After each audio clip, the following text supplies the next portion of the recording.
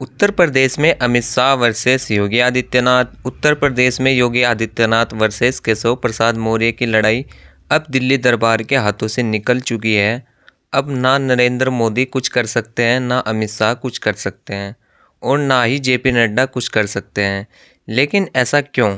दरअसल नरेंद्र मोदी ने भूपेंद्र चौधरी के साथ बैठक कर ली, केशव प्रसाद मौर्य और जेपी नड्डा की भी मुलाकात हो गई और इधर लखनऊ में योगी आदित्यनाथ और राज्यपाल आनंदीबेन की मुलाकात हो गई।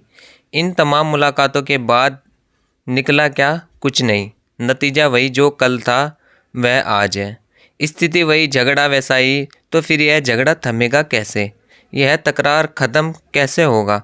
इसका हल कौन निकालेगा? जब नरेंद्र मोदी नहीं निकाल सकते, अमित शाह नहीं निकाल सकते, तो फिर कौन हल निकालेगा दोस्तों? अब हल निकालेगा संघ परिवार, अब हल निकालेगा आरएसएस। वो आरएसएस जिसके लिए जेपी नड्डा ने कहा था कि अब हमको आरएसएस की ज़रूरत नहीं है।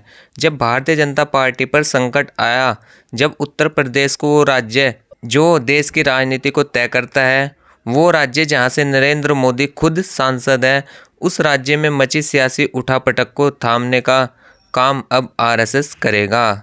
उत्तर प्रदेश में सियासी हलचल कुछ ऐसी है कि केशव प्रसाद मौर्य ने प्रयागराज का दौरा रद्द किया, योगी आदित्यनाथ ने वाराणसी का दौरा रद्द कर दिया और दोस्तों खबर आ रही है कि 20 और 21 जुलाई को तारीख नोट करके करिए, 20 और 21 जुलाई को लखनऊ में 2 दिनों तक मंथन होगा।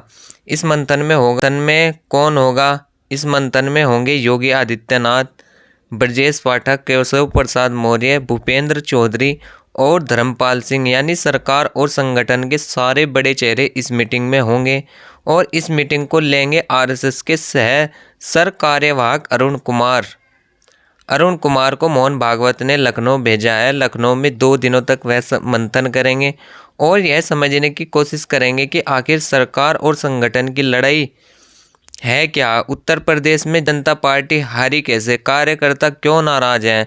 मंत्री, पूर्व मंत्री, विधायक, पूर्व विधायक, यह सब लगातार क्यों चिट्ठियां लिख रहे हैं? असंतोष की वजह क्या है? और यह भी तय हो जाएगा दोस्तों, यानी सावन के महीने से पहले उत्तर प्रदेश की सियासत का जो माहौल गर्म है, उसको अब संघ थोड़ी ठंडक देने वाला है। नरेंद्र मोदी जिस काम में फेल हो गए, अमित शाह जिस काम को नहीं कर सके, दोनों नेता मिलकर संगठन और सरकार के बीच की लड़ाई को नहीं रोक पाए। आखिरकार अब नागपुर से वह काम होगा। आरएसएस के नेता इसका हल निकालेंगे कि आखिर यह लड़ाई कैसे रुकेगी। इस लड़ाई को ख़त्म करने की जिम्मेदारी अब आरएसएस के कंधों पर है।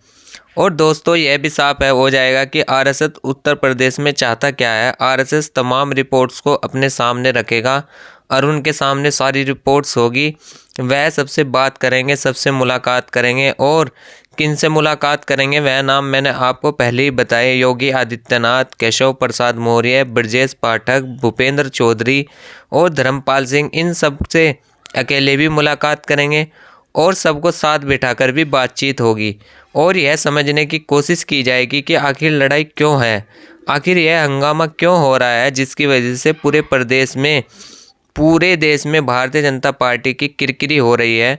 और यूपी में जहां प्रचंड बहुमत वाली सरकार चल रही है, योगी आदित्यनाथ मुख्यमंत्री हैं, 2 उप मुख्यमंत्री हैं, वहां यह खींचतान क्यों?